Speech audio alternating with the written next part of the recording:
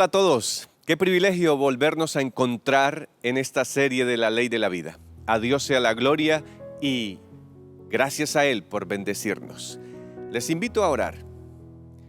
Querido Padre, Dios de amor, Padre maravilloso, Salvador bendito, estamos aquí, Señor, reconociéndote como nuestro Creador. Ayúdanos a entender que somos criaturas para vivir y comportarnos como somos. Gracias, Señor, porque lo has hecho todo para que volvamos al plan original de vivir contigo para siempre. Gracias por revelarte a nosotros y permitirnos conocerte más. Acompáñanos en esta enseñanza a través de tu Santo Espíritu en el nombre de nuestro Señor Jesucristo. Amén. Apreciados, es un privilegio estar con ustedes y en el programa anterior mi esposita les habló de algo muy especial, el intercambio de vida. El intercambio de vida, como ustedes aprendieron, es Cristo lleva mi vida y yo ahora llevo la vida de Jesús. Es difícil de entenderlo, pero si lo entendemos es algo maravilloso, porque le entrego todo a Jesús y Él me entrega todo a mí. Así que ahora vivo la vida de Jesús. Parece irracional para nuestro corazón engañado, es algo difícil de entender, pero vamos a irlo entendiendo poco a poco. Lo que yo vivo hoy, lo estoy viviendo en el registro de Jesús, en la vida de Jesús y debo aceptarlo. Así que bajo este pensamiento y bajo la enseñanza del programa anterior, vamos a comenzar el tema de hoy, que tiene que ver con algo relacionado a ello que va de la mano y es recobrando mi identidad. Nosotros necesitamos entender esto, que si un día dejamos por el engaño, por la mentira, por la astucia del enemigo de ser hijos de Dios, necesitamos entenderlo ahora. Así que les invito a conocer una historia que nos va a dar luz para hablar de este tema. Marcos capítulo 5 y vamos a ir desde el versículo 25 hasta el verso 34. Acompáñenme a leer.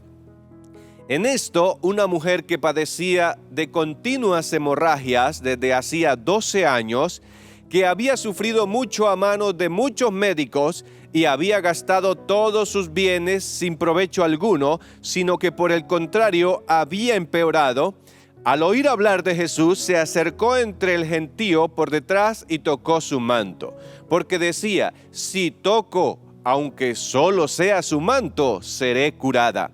Inmediatamente cesó la hemorragia y sintió en su cuerpo que había quedado curada de la aflicción.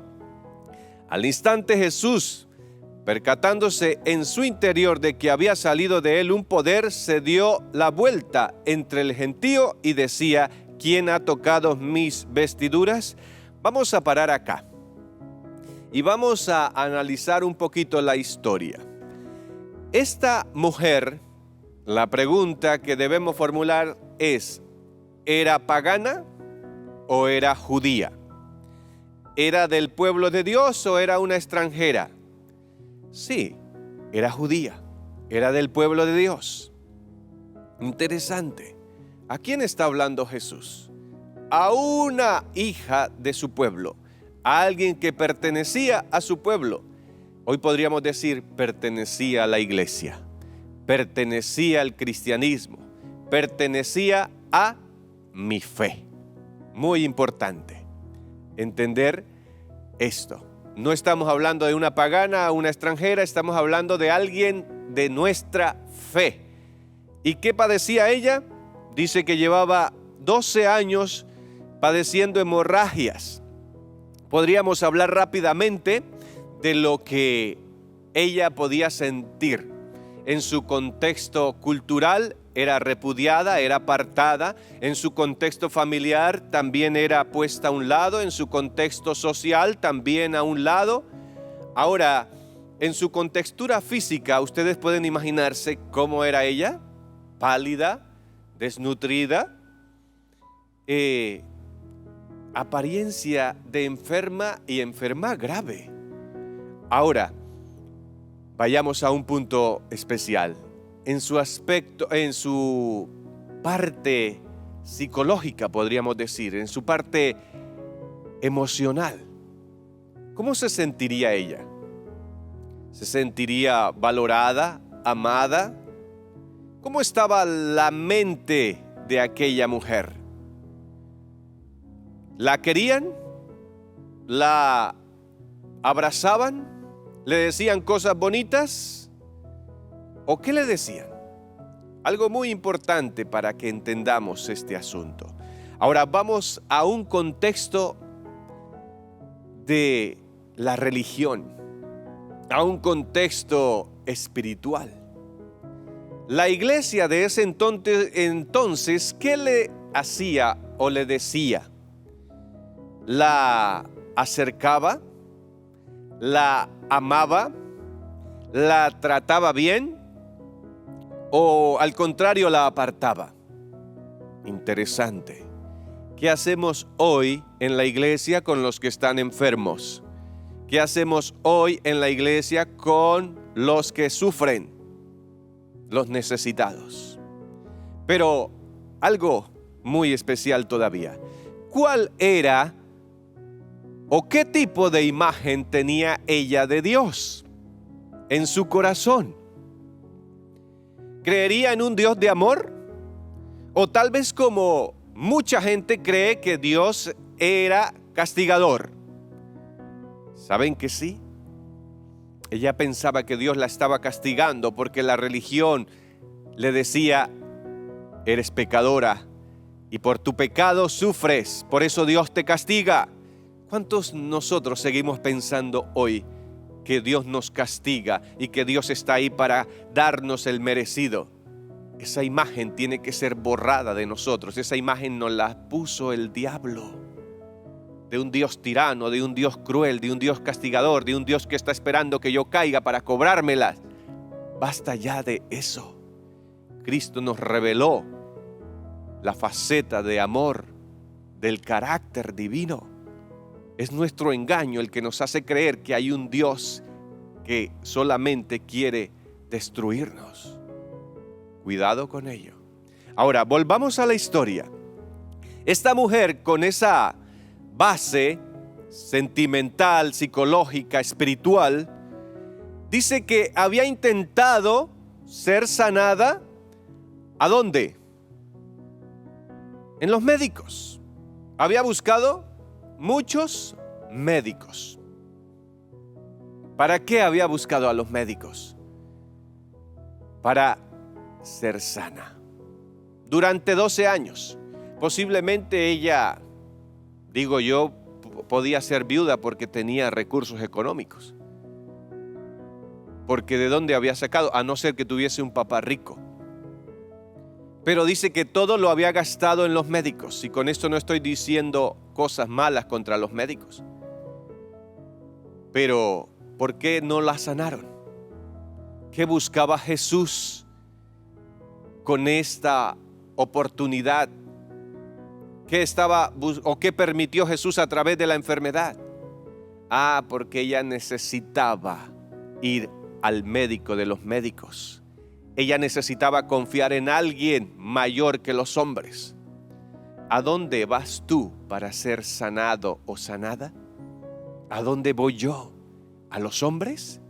Me llama la atención que la Biblia dice que fue a los médicos, y los médicos son hombres como ustedes y yo, seres humanos, criaturas. Cuando la criatura va a la criatura en busca de ayuda, si ésta no está conectada con Dios y toma de Dios para darme y llevarme a Dios, pues resulta que pasa lo que le pasó a esta mujer de flujo. Le fue peor, porque maldito el hombre que confía en el hombre. Mi ayuda está en Cristo, mi salvación está en Cristo, mi sanidad está en Cristo. Los hombres, si no están conectados con Dios, no sirven para nada. Son instrumentos del diablo. pero si hay un hombre o una mujer que se conectan de Dios, los médicos, los que trabajan con salud y toman de Dios y se convierten en canales y transmiten al enfermo y ese enfermo entiende la verdad y se conecta con Dios, hay sanidad. La criatura fue creada para depender de Dios, no de otras criaturas. Fuimos creados para beneficiar, amar y servir a otras criaturas. Continuemos. Dice que oyó hablar de Jesús. Y esto me gusta. ¿Cómo es que, siendo cristianos, estando en la iglesia, siendo del pueblo de Dios, se escuchó hablar de Jesús? ¿No debería llamarnos esto la atención? ¿Será que estoy en una religión? ¿Será que estoy en la iglesia? ¿Será que estoy en el cristianismo y ando por andar, voy por ir, costumbres, ritos, formas de religión? ¿Será que hoy necesitamos escuchar hablar de Jesús? ¿De la verdad? ¿De lo que necesitamos realmente? Ahora, ¿la religión de qué le había servido a aquella mujer? ¿De tortura? ¿De señalamiento? ¿De juzgamiento? Ahora hoy escuchó hablar de Jesús. ¿Y qué encontró en Jesús? ¿Qué halló en Jesús? Se despertó algo en ella. Escuchó hablar de Jesús y quiso confiar en Él. Quiso ir a Él. Quiso tener fe en Él. Quiso creer en Él. ¿Qué necesitamos? Confianza en Jesús, no en la religión. Confianza en Jesús. Se necesita confiar en Él. Avancemos. Viene y lo toca. Recibe el milagro. Y ya se va a ir. Se va. Recibió el milagro y esto es muy importante. Me gusta este punto porque muchas personas van a la iglesia, muchas personas van a los centros de vida sana, a los ministerios de sostén propio, a los médicos, a las enfermeras, a los psicólogos, a quienes ayudan en la salud, a los psiquiatras, a los que practican los remedios naturales. Y van allí a los centros, a las casas, o van ellos a las casas y hacen lo que tenemos que hacer, a lo que fuimos llamados, y entonces les ofrecemos remedios para lo físico. Y el ser humano hoy cree que la solución está en lo físico, como esta mujer. Y vamos a la iglesia porque el Señor me va a quitar la adicción. Sí. Voy a la iglesia porque el Señor me va a arreglar el hogar. Sí. Pero es que el Señor no quiere arreglar solamente tu hogar, no quiere arreglar, quitar tu adicción, no quiere quitar tu mal carácter. El Señor quiere algo más. Y es lo que pasó aquí. Muchos van a las instituciones. ¿Y para qué van? ¿O para qué vamos? Para que nos sanen lo físico. Y nos vamos y ya. ¿Y volvemos a qué? A lo mismo. ¿Saben? Muchos centros de avanzada, muchos ministerios sanan el cuerpo. Y ya. ¿Pero qué pasó? ¿Eso es todo? No. Jesús está preguntando, ¿quién me tocó? Y está preguntando para no dejarla ir solo con lo físico. Está preguntando porque Jesús quiere hacer algo más importante en su vida. ¿Y qué es? Avancemos. Marcos 5, versículo 31. Sus discípulos le decían, ¿está viendo que la multitud te apretuja y dices, ¿quién me ha tocado? Y esto fue Pedro, el intrépido Pedro, que era osado. Y maestro, ¿cómo se te ocurre? ¿Saben algo interesante? Ni los discípulos sabían la misión de Jesús. Ni los discípulos sabían cuál era la lucha de la mujer. Nadie se puede poner en los zapatos de otro para juzgar. Ellos la alejaron. Ellos querían hacerla a un lado. Pero Jesús sabía que había una acción, un problema que solucionar entre ellos dos. Y me gusta esto, porque la salvación es de tú a tú con Jesús. Face to face con Jesús, cara a cara. La salvación es Jesús conmigo y yo con Jesús, tú con Jesús y Jesús contigo. ¡Qué lindo! No necesitamos nada más, es una salvación personal. Me gusta esto, porque para este tiempo necesitamos una salvación personal. No podemos andar por donde diga la gente, no podemos ir por donde nos empujen, no, es por donde Jesús nos lleve. Interesante. Avancemos, el tiempo se nos va. Así que Jesús comienza, ¿quién me tocó? Los discípulos no entendían. Es una relación muy importante de que necesitamos entender de que Jesús sabe quién soy yo. Jesús me conoce, eso lo aprendimos en un tema. Y Él quiere mostrarme el engaño de mi corazón. ¿Quería mostrárselo a la dama? Sí. ¿Los discípulos lo sabían? No, ya les iba a llegar el tiempo. Algo interesante, cada quien tiene su tiempo de conversión, cada quien tiene su tiempo de nueva vida, cada quien tiene su tiempo de recobrar la verdadera identidad. El tiempo de Dios es perfecto. Pero él continuaba mirando en torno suyo para ver a la que lo había hecho. Me llama la atención, ¿Jesús sabía dónde estaba la mujer? ¿Quién era la mujer? Sí, lo sabía. Pero Jesús es tan lindo, me parece esto tan hermoso. Jesús comienza como a disimular. A ver, ¿quién me tocó? ¿Dónde está? ¿Quién me tocó? Jesús sabía, Jesús te conoce, Jesús sabe quién soy yo, Jesús sabe de tus problemas, sabe de tu enfermedad, Jesús sabe de tus conflictos, Jesús sabe de tus adicciones, Jesús sabe de tu pecado, de mi pecado. ¿Y a Él le interesa mi pecado? ¿A Él le interesa mis tribulaciones? ¿Sabe que más que interesarle, porque ya pagó por ellos, le interesa mi corazón? Y entonces esta mujer, atemorizada, dice, la mujer temerosa y temblando, sabiendo lo que había ocurrido, vino hacia él y echándose a sus pies le dijo toda la verdad. ¿Por qué tenía miedo esta mujer? ¿Por qué estaba atemorizada? El diablo le había puesto tantas mentiras en su corazón engañado. Le tenía miedo a la iglesia, le tenía miedo a la religión, le tenía miedo a los líderes religiosos, le tenía miedo a la familia, a la sociedad, a todo el mundo, a sí misma, sus temores. Y entonces ella pensaba, ay, este también me va a hacer escándalo, ay, este también me va a acusar, este me va a señalar, este.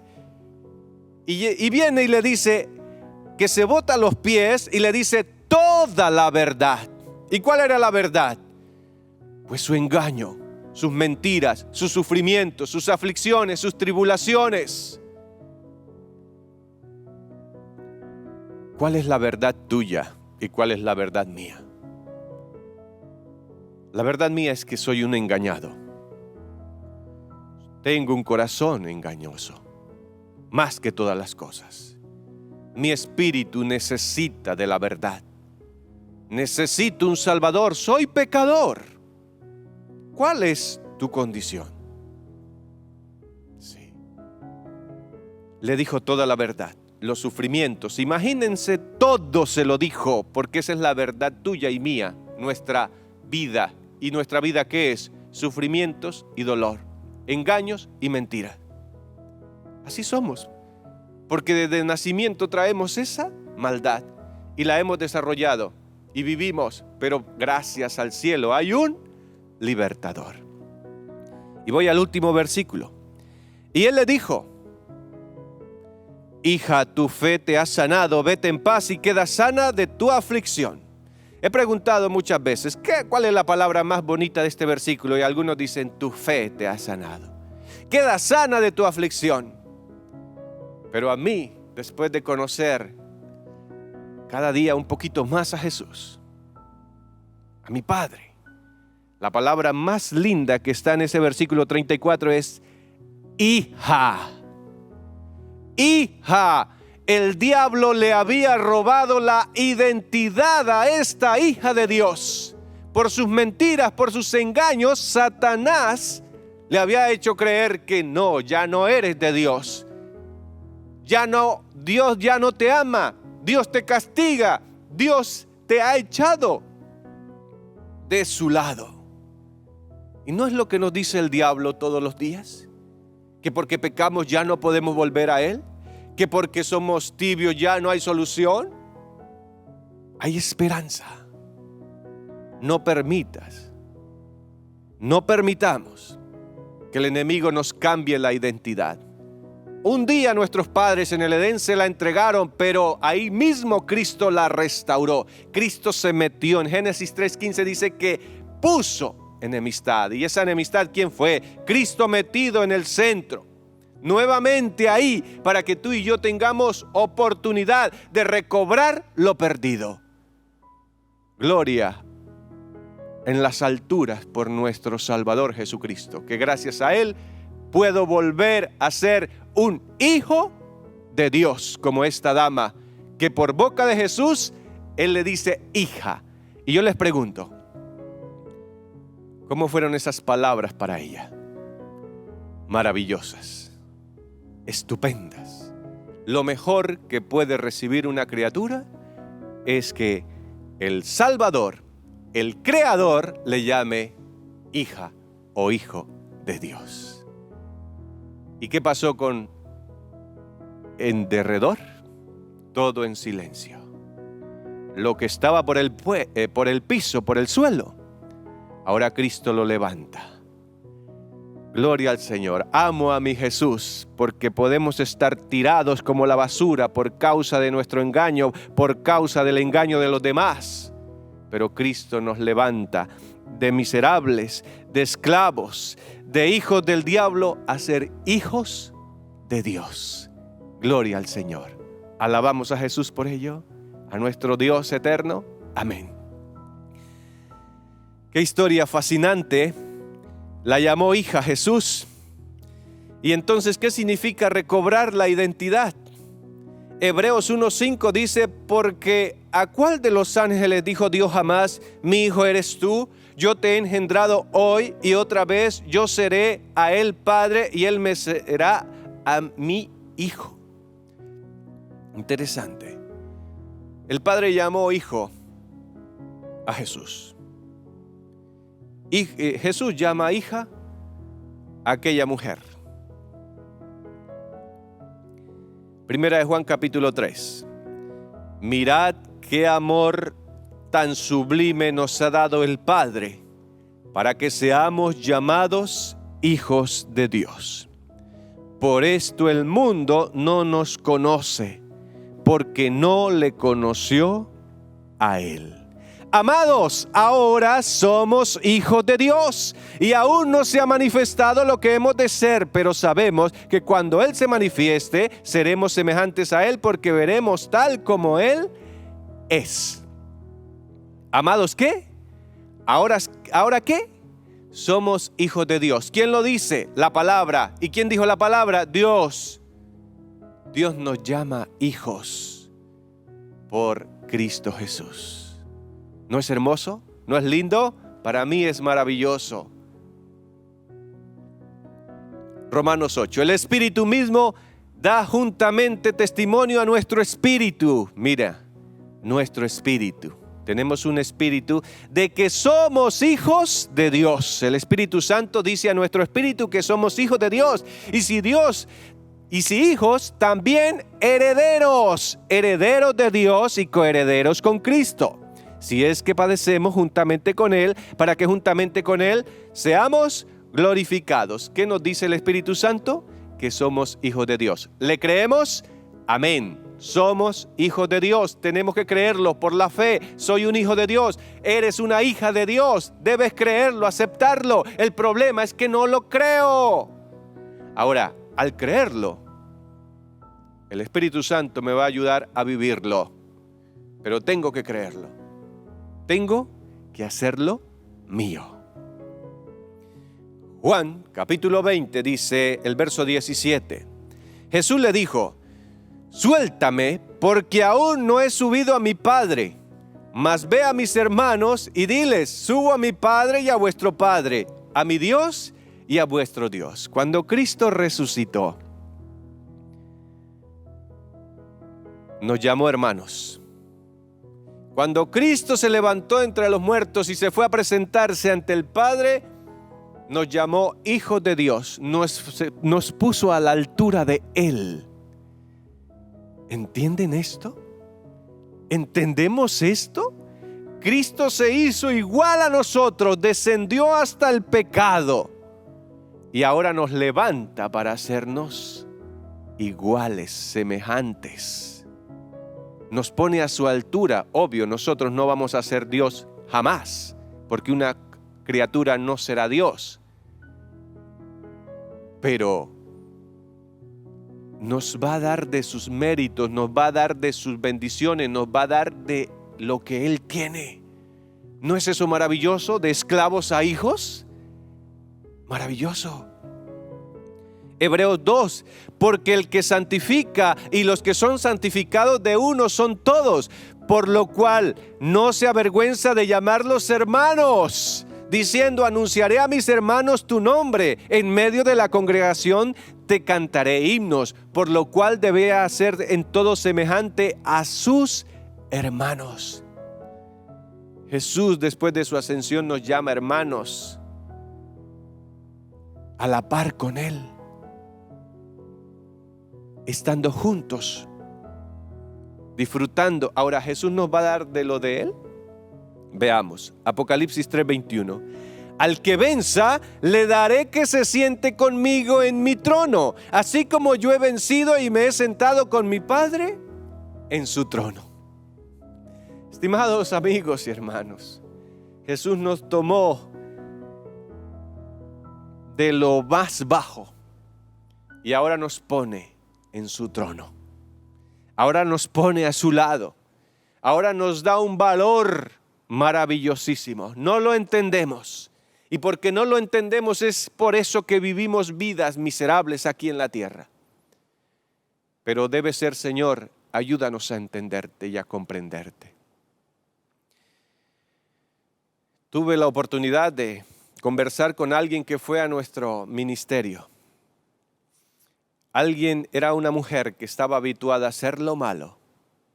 Le gustaba hacer sufrir a las personas, al esposo, a los hijos, a los subordinados, los que tenía por debajo de ella. Los humillaba, los hacía sufrir. Y con lágrimas en los ojos ella me decía: soy una hija del diablo, porque me encanta lastimar, me encanta hacer sufrir, me encanta que estén sometidos a mí. Y yo le decía: no eres una hija del diablo. Cristo te compró, Cristo te rescató, Cristo te ha devuelto la verdadera identidad. Si tú quieres y la aceptas, volverás a ser una hija de Dios y tu pasado quedará atrás, porque Cristo te dará una nueva vida. ¿Lo quieres hacer? Yo lo quiero hacer hoy. Soy un hijo de Dios.